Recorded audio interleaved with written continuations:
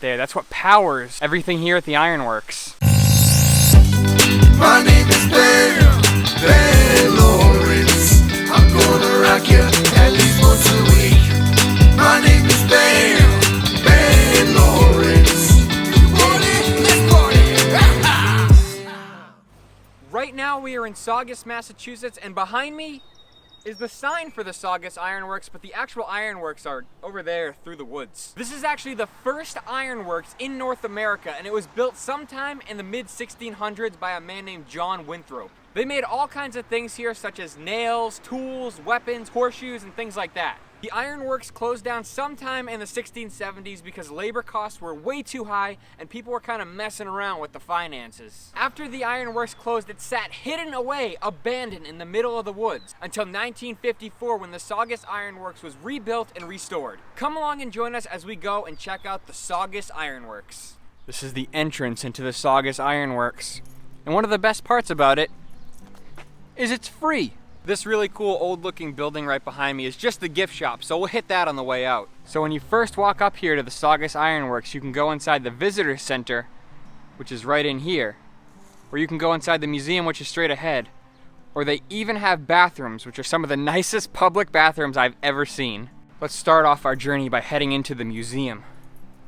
They have more little pamphlets when you enter the door. This is cool. They show off some of the tools that they would have used here at the Ironworks. Or maybe they made these here at the Ironworks, who knows? Keep the beat going. With the squeaky floorboard. I like these little display windows showing off some of the stuff in here. And then this tells you what everything is.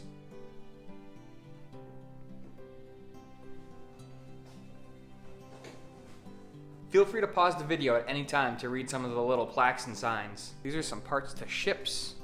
So things that would have held the ropes and the anchors and stuff like that.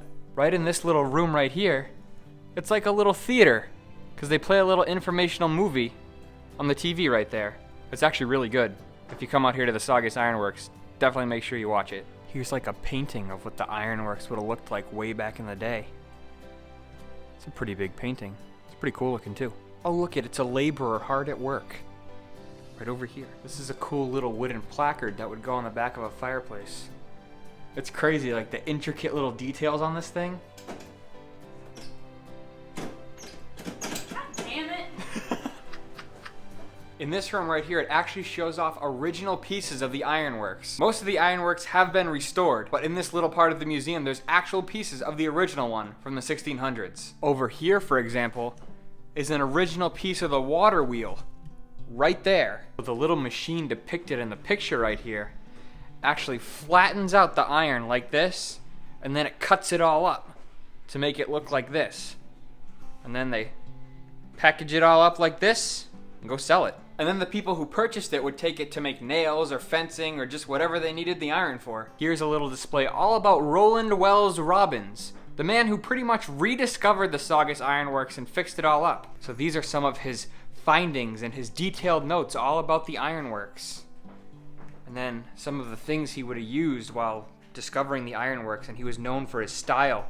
He'd wear a hat just like that one. Kind of reminds me how I'm known for my style of the hat and sunglasses. Here's a miniature display of the blast furnace. They would have thrown charcoal and all kinds of stuff down this pit to help fuel the fire to melt the iron. This is the real blast furnace, and what they would do is throw the charcoal down into that pit, and that would be used to heat up the fire that would melt down all the iron and metal. Right over this wall behind the little pit, you get a view of the entire ironworks. We're gonna go down there in just a second. This is an overview of the outside of the blast furnace. This is the under area of the casting house, or the blast furnace.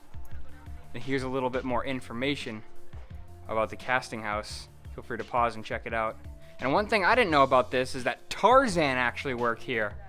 I had no idea that's what he did after he left the jungle. This would have been a giant fire pit right here.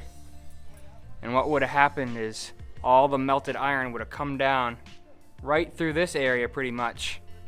Would have came out right through there. You know those things that your grandparents have at their house, at their chimney, the little things? Well, that's a big one. This thing right here would have turned, and that's what would have powered those little things right there. The things that heat up the fire. Let's go up and check them out. Let's see. Wow, that's like really hard cloth. Maybe it's leather? I don't know what that's made out of, but as you can see, it's squishy. But it's a lot harder than what you'd think. You'd think it was just regular old cloth, but it's not. One cool little fact about the Saugus Iron Works is that pirates actually came here and traded their silver for tools that were created here at the ironworks. The pirates then took those tools and buried their treasure up at a place called Dungeon Rock in Lynn, Massachusetts. If you want to learn a little bit more about the pirates in Dungeon Rock, click right up here in the corner or check the links down below for a video all about Dungeon Rock. And if you want your very own Dungeon Rock t-shirt just like mine, make sure to check out benlawrence.spreadshirt.com in the links down below. Next up, we're going to be headed right inside there into the forge. And inside the forge, they would take the raw iron produced right in here and they would actually turn it into wrought iron, which they could use to make tools and fencing and nails and stuff like that. Let's head up this little ramp into the forge, where they would have refined the iron that was made over in the casting house. Basically what they would have done is they would have put all the unrefined iron right in there to keep it hot, heat it all up, and there's actually 3 of those little areas, 2 over there and 1 over here, and the water wheel on the outside would have powered the little fan things to squish up and down to keep the fire hot. After the iron was really hot, they'd take it from right over here and bring it to this giant hammer, which was also powered by water.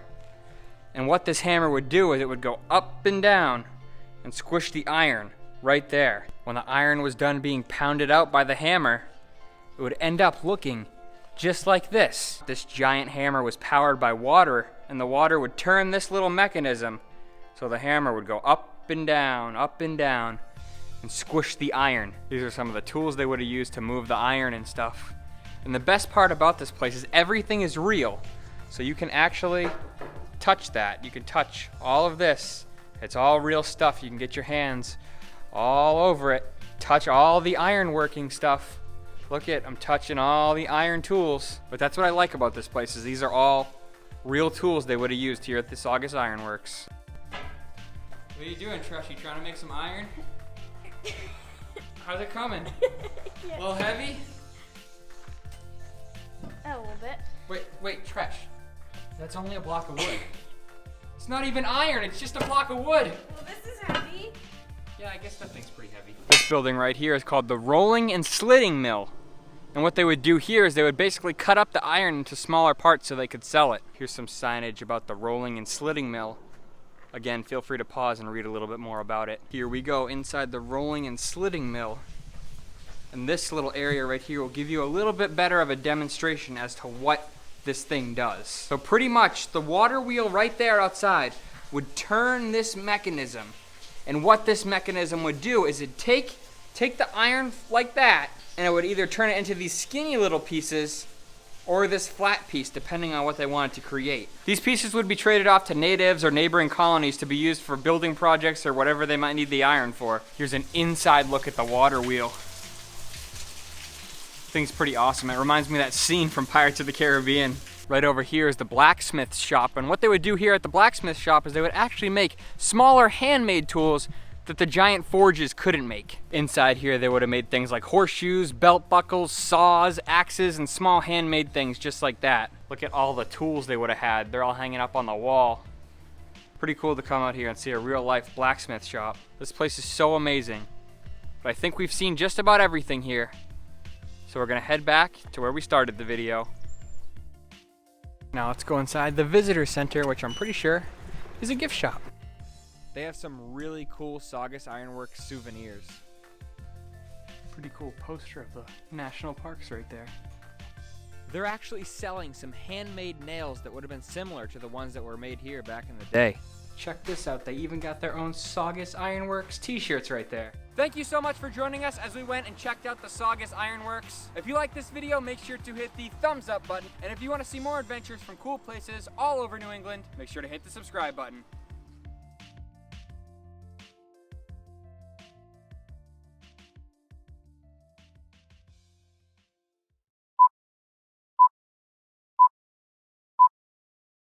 I just want to try to wait for the cars. I mean, if we can't, we can't. But they made all kinds of things here, such as loud trucks that go by. Busy bee jumpers. The ironworks closed because the labor costs were just way too high and Don't mind if I do. Are there any in there? Nope, they're all gone. Actually, we have one, so we'll get out a prop. Don't mind if I do.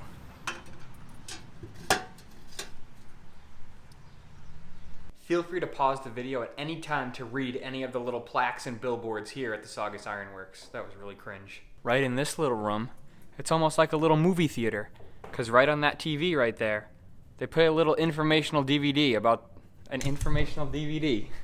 Yep, I bet that's what it is. Fuck. Wait, so that wooden thing right there is a piece just like that. I can't get that. And all the pieces of the wood over here. All the wood over here is original. Now, why did I say that again? Here's some of his writings and stuff. Things he would have discovered all about the ironworks. And maybe this was his hat. I should probably read about that. What is this? I don't know what this is, but it's a treasure. Anybody know what this is? It's probably one of the employees. And I'm touching it, and it's probably going to set off an alarm. Probably should. I'm going to put that down, and then I'm going to retry this cut all again. Here's a little display all about... Here's a really cool miniature display of the blast furnace. I just love the detail. I just said furnace, like Ernest. Ernest saves the blast furnace. That's a new Ernest movie coming out. I'm starring in it. It's awesome, and I just shook the camera so much. I don't know why it's so shaky today. Ironically, they have this model that's actually made out of iron, and it's of the ironworks, and it's all numbered right there, because then you follow the corresponding numbers, and it tells you what everything is out here at the ironworks. And one cool thing that me and Tresh discovered is that all of this is like the river, and if you put water up there at the top of the river, as Tresh is demonstrating, it flows down the actual channels. And the water, if this was real, the water wheels would move, as you can see right there. So the way this is set up is just like the real ironworks. I love that someone took the time to figure that out. Or maybe they didn't and we just kind of figured it out, but that's awesome. This is the outside of the blast furnace. This is so, I keep calling it a furnace every time. And I had no idea that I just paused so bad, where they would have refined all the iron and made it usable. Is usable a word? Right over here. It's probably where they would have like pounded out the iron and shit. I don't even know what I'm saying. These are some of the tools they would have used to move the iron and stuff. Right here is a piece of the unrefined iron, so they would have taken that over from the casting house, and they would have brought it right here and kept it hot, and then taken that big piece right there and brought it over to the hammer to get it pounded out. Go inside the rolling and slitting mill, and I feel like that's gonna cause a problem. The bouncing. Easier. Huh? Just don't move slowly. Come on. We need a pause. Here's another wheel right here that would turn the mechanisms, and I don't think that this sign is original to the 1600s, but I could be wrong. Tresh is out here doing Treshy things. She's taking pictures of this little rabbit that hopped through the fence. Instead of enjoying the historic ironworks, she's documenting a rabbit. There he is. Oh, he's running away. Way back in the day, the people who used to work here would have loaded up the iron that they just forged. They would have loaded it into this boat. Then they would have set sail down the Saugus River to go sell their products to other settlements. Right here is a dock where they would have loaded up boats full of iron to head down the Saugus River. So boats could have docked right here to buy some iron from the ironworks.